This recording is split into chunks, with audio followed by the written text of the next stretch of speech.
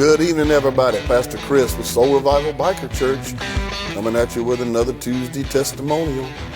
Just trying to give a little hope out there in the world, you know.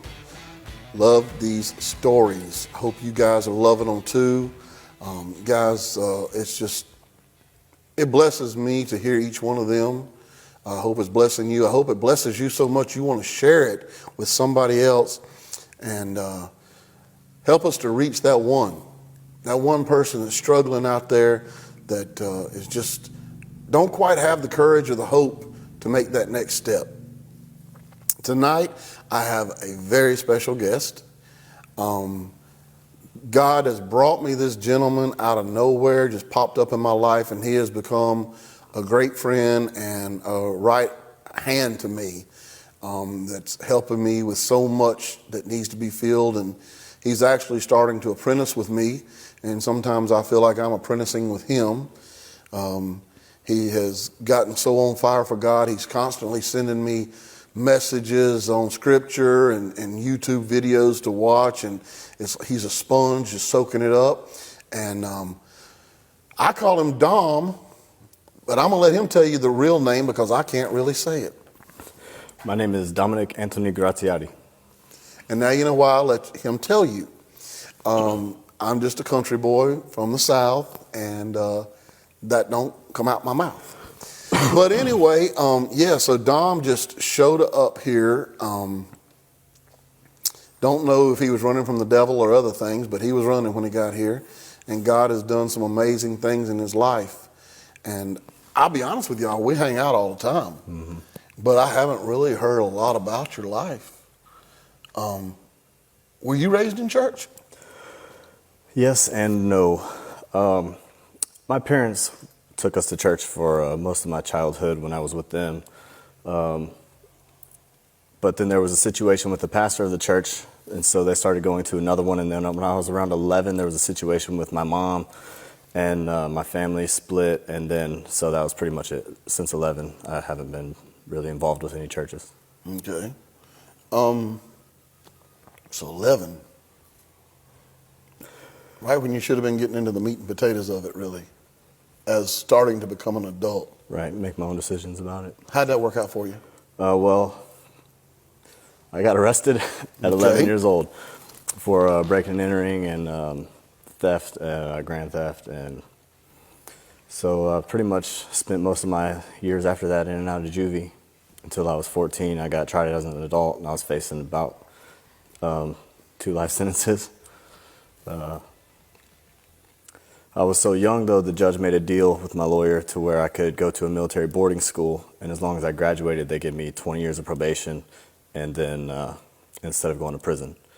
And so I was an honor graduate from the military academy, and I graduated a couple years early, too, so they let me sign waivers to join the military. So that's the missing part of his story I did not know, because you actually ended up going into the military. Yes, sir.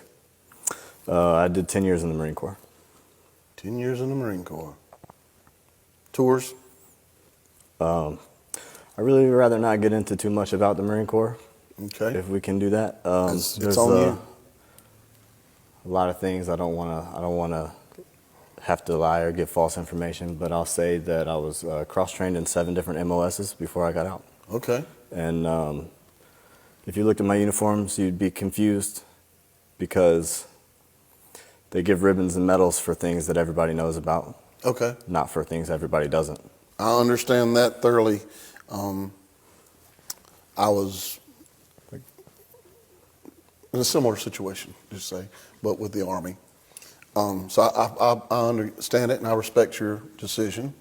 And that in itself, guys, if you've never been in combat, if you've never served and been in the heat of things and been told to do things that your moral compass steered you away from, but you had no choice. When you get out, it's hard to do. It's hard to deal with those things. And, we work with the homeless a lot, and we have a lot of homeless vets. And I feel for them because not everybody can deal with the things that they had to do.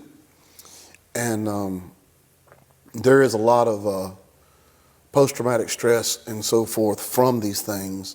And of course, me being a veteran, our homeless vets kind of take a precedence over me. And I hope one day God will provide us with a facility to help them get the help they need. But anyway, we're getting off on a tangent there. Wow, we could go down that road. You brought back some memories on this one. But so, man, prison, military, not much of a free man. No, not much of a childhood either. I was passed around between family and then friends of family most of my childhood. And while I say I grew up in the church, that was with my parents. But my mom's whole side of the family, her dad was a pastor, but other than him and her brother, they were very heavy in the occult. So I grew up with a lot of curses, demonic oppressions, I guess you could say. But yeah, so I joined the military actually at 16 years old. I turned 17 as a Marine. And I just grew up real fast. And after I got out, I couldn't really get work anywhere. So I got hooked up with a lot of bad people. And nobody wants to hire you if all you know how to do is kill people and build explosives. Right. So that was a challenging time for me. Unless you want to go to work in a rock quarry. Right. Not a lot of them hiring. But I get that. So, you know, man, it's like Dom has had, one of the reasons I prayed, and I know that God brought Dom to Soul Revival Biker Church, is I needed someone to come here that, God forbid, but, you know, I'm human. If I die, I don't want Soul Revival Biker Church to die. Soul Revival Biker Church, we're as much, if not more, of an outreach than we are a church, as you've seen already. Right.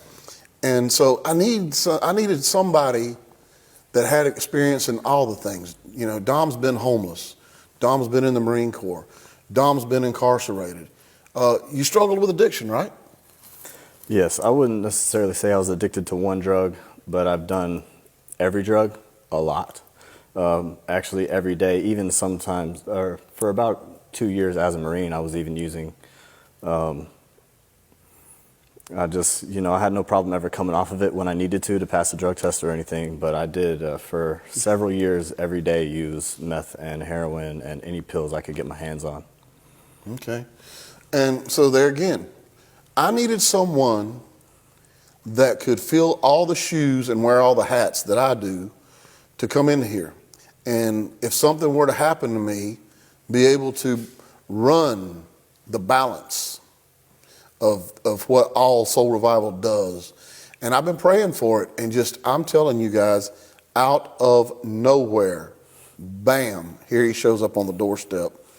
And he had also been affiliated with One Percenters, which is a motorcycle. Y'all call them gangs, we call them clubs. And he needed that. You know, I think that I needed him to have that so he could understand our bike ministry as well. And so God has brought this guy to me. But Dom, come on, Bo. Like, God's had you on this expedited Get Jesus program. Oh, yeah. Where did that come from? I really can't even tell you. I was actually at a clubhouse, and a clubhouse bar. The way the building was set up was a strip club was in the back, a bar was in the front, and we made drugs in the basement. And I lived there. And I was really drunk, and this girl came up to me that I used to be involved with and hooked up with a lot. And she was trying to get me to go up to her room, and I just wasn't having it. And I went up to my room, and the first time I didn't crave alcohol or drugs, and I sobered up out of nowhere for no reason. And people started making fun of me, calling me the Christian or the Jesus biker. And so I was getting in arguments with people about Jesus as a biker, with the people, all my brothers, in the club. And so then I started watching and learning about all the historical facts so I could defend myself. Right. And so I was actually making defenses for Jesus as a lost man biker. And then God just started working on me. I started watching preaching videos, and the next thing I know, I was listening to a sermon about how Elisha had to burn all his plows and follow Elijah. and that way he didn't have anything to go back to. And it's like God just hit me for the first time in my life. He just spoke to me and he was like, you got to leave. And so it started a pretty hard process, but as soon as I was able to, I took off, and I looked through my phone, so I couldn't get nobody could get a hold of me. I deactivated all my social media pages, and then I made a Facebook when I got here with my real name because they didn't know it. And guys, dude come from Georgia, and let me tell you, the devil went down to Georgia and he was looking for a soul to steal. Tell them what happened on your way out of trying to get out of Georgia. Now, dude, he's on his motorcycle. That's his only transportation he's got, guys, is his motorcycle. And we call it Frankenstein because it's made of every part, of every make, of every model you can imagine. Yes, the first time I tried to leave, my bike actually caught on fire. And so I ended up having to go back to the club. And it took about a week for me to get everything where it would run again. And as you saw, when we took it apart, it was not done professionally. It was done in a hurry. That was not the first. Well, it may have been the first, but it was not the last time it's caught on fire. No. Even since he's been here. So when I knew I had the okay to go and there wouldn't be fatal repercussions, I loaded up a couple bags and I was going to leave in the morning before anybody woke up. And I walked down with 2 bags. I loaded my saddlebags with one, and then I had a backpack. And I turned around to go get the others, and someone was coming down the stairs inside. So I just got on my bike and left without the other bag. And that's all I had was just a bag of clothes and maybe $120 in my pocket that I was going to use for fuel. I started riding. I knew I was coming to this address. I didn't know why. I didn't know anybody here. I don't still really know anybody in Tennessee outside of this church. As soon as I crossed into the Tennessee line, someone ran me off the road on my bike. It was a thunderstorm, and I was in the fast lane, and my bike just shut off as I was going up this hill. And it's never had problems like that. And I just rebuilt the carburetor, got a new accelerator pump and everything, so it didn't make sense. And the car ran me off the road into the grass. And there was a trucker that saw me from the slow lane, and he pulled over. And he ran across, and he said he saw my plates, that I was from Georgia, and that after he got a couple miles down the road, after he made his delivery, he had a liftgate on his truck, and we could load my bike up and head right back to Atlanta if I wanted him to take me there. And it was the hardest no I've ever said in my life. But I thought about it for a couple seconds, and I was just like, man, I got to go to Tennessee. So Dom rolls up in here with one bag on his motorcycle. The other one was bungee corded on, or did you have bungeed it to my back Yeah, seat. he bungeed it to the backrest, and I don't know. I knew a bungee I got from the trucker. He was the one I'd been praying for to show up, and immediately I was like, "Dude, bring that bike to the house and let's do this." It was right in the middle of the tornado had hit, and there was another brother here who we have made probably life friends with. Oh yeah. Jeremy. Yes, sir. Jeremy, when he left here, he ended up taking over as lead pastor of another biker church.